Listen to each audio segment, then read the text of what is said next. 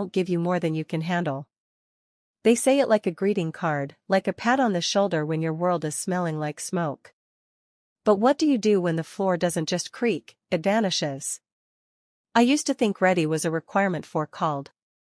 I thought there'd be a rehearsal, a syllabus, a warm-up lap.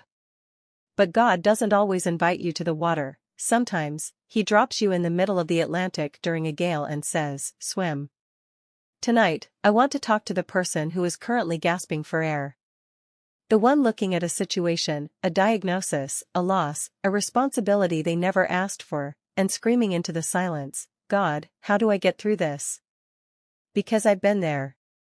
I'm still there. And the answer isn't a map. It's a surrender.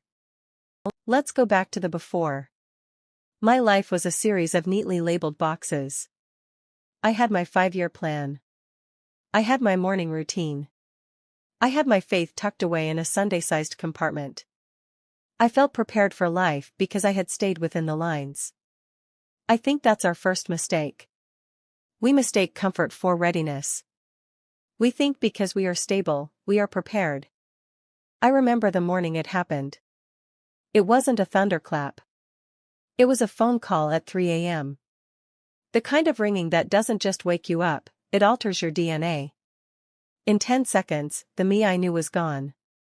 I was suddenly the primary caregiver for a life I didn't know how to save. I was the one holding the keys to a house that was falling down. I looked at my hands and they were shaking. I looked at the sky and it was indifferent. I said, God, you've got the wrong person. I'm the assistant type. I'm the background person.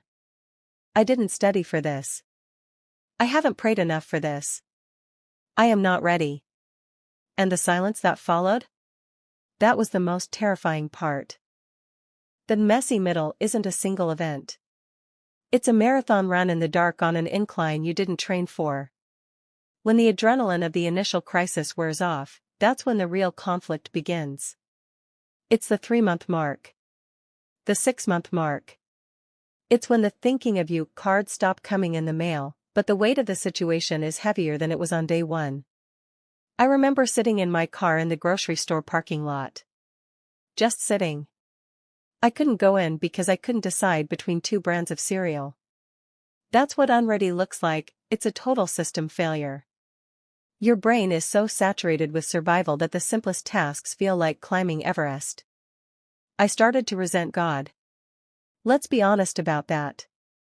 We like to pretend our faith is a polished diamond, but in the middle of the conflict, it's more like a jagged piece of glass.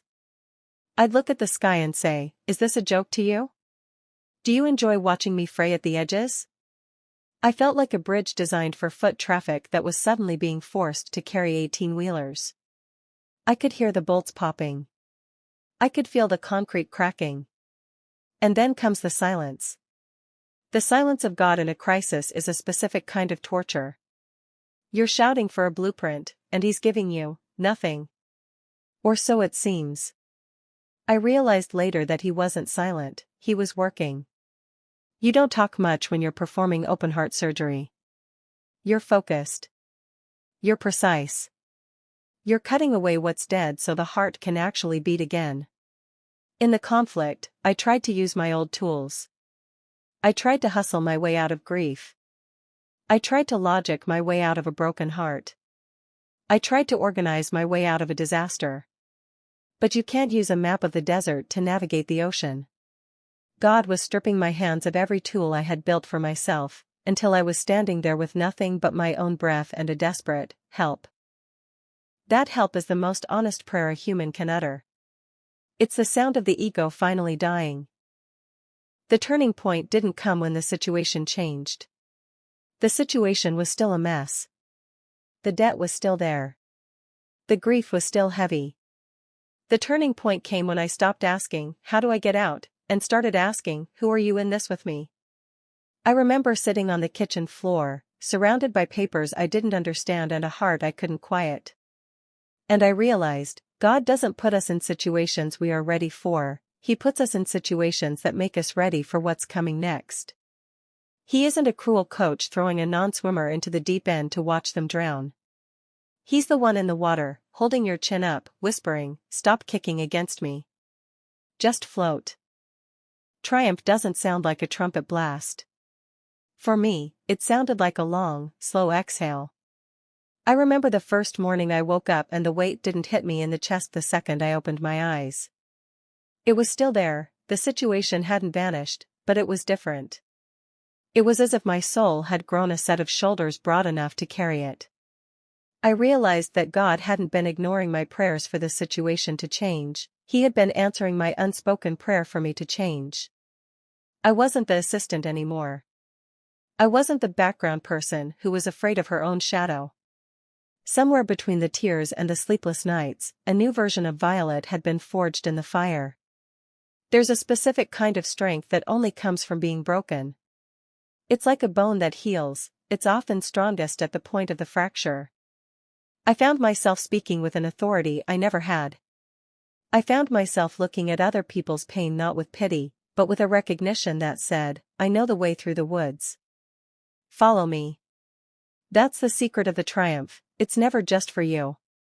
God doesn't put you through a situation you aren't ready for just to see if you can survive it. He does it because there is someone coming up behind you who is going to need a guide. The triumph is realizing that ready was a lie I told myself to feel safe. I will never be ready for what life throws at me, but I am available to the one who is. I learned the theology of the next step. I don't need to see the finish line. I just need enough light for the next 6 inches in front of my feet. And every time I take that step, the light moves with me. I am not the same woman who sat in that grocery store parking lot. I am scarred, yes. I am tired, sometimes. But I am formidable. Not because I am strong, but because I finally stopped fighting the strength that was trying to carry me all along. So, where does that leave us? We've talked about the before, the illusion that we were in control because we were comfortable. We've walked through the middle, where the darkness felt like it was swallowing us whole. And we've stood in the triumph, realizing that we didn't just survive, we were transformed. But the epilogue isn't about the mountain top. It's about the walk back down into the valley, carrying what you've learned. I look at my life now, and I see the scars. I don't hide them anymore. I used to think a successful life was one that remained unblemished, no cracks, no dents, no unready moments. I was wrong. A life with no scars is a life that has never been used for anything significant. If you're looking at your own scars tonight, those remnants of the situation you weren't ready for, I want you to see them for what they really are, evidence. They are evidence that you were hit with the unthinkable, and you are still standing. They are evidence that God's grace is not a theory, it is a tangible, breathable reality that kept your heart beating when you wanted it to stop. I've learned to love the unready version of myself. She's much more interesting than the girl who had all the answers. She's kinder. She's slower to judge. She knows that everyone she meets is fighting a battle they didn't train for. God didn't put you in that situation because He wanted to break you. He put you there because the world needs the version of you that only that fire could produce. You are now a lighthouse. You can't be a lighthouse if you've never seen a storm. Tonight, the storm has passed. Or maybe it hasn't quite passed yet, but you've found your footing. Either way, you are safe. You are held. And you are, finally, exactly who you were meant to be. Before I go, I have an invitation for you. This isn't just a story to listen to and forget. This is a practice.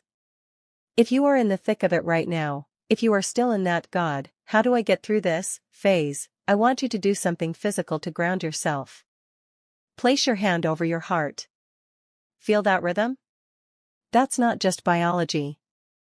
That's a vote of confidence from the Creator. He is still giving you breath because He is not done with your story. Here is your next step.